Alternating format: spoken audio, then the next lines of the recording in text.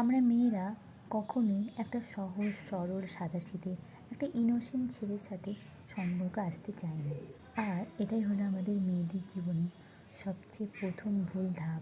মেয়েরা সবসময় স্টার্টিং থেকেই এমন ছেলে চায় যাদের অ্যাটিটিউড লেভেল থাকবে আলাদা, ম্যাচুরিটি থাকবে একদম 100%, যারা কথা অনেক কম বলবে কিন্তু শুনবে অনেক বেশি।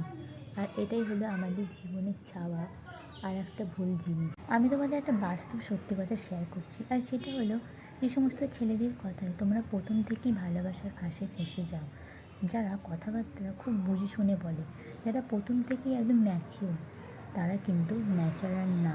ওকে, তারা আগে থেকেই কিন্তু 10 ঘাটের জল খেয়ে এসেছে। যে ছেলে একটু ইনোসেন্ট, একটু বেশিই কথা বলে, সবসময় খোলামেলা কথাবার্তা বলতে পছন্দ করে, তার মানে এই নয় যে ছেলেটা ইনম্যাচিওর। সে ছেলেটা আর যাই হোক, সে রিয়াল, সে আর যাই হোক না কেন সে ঠকবাজ না।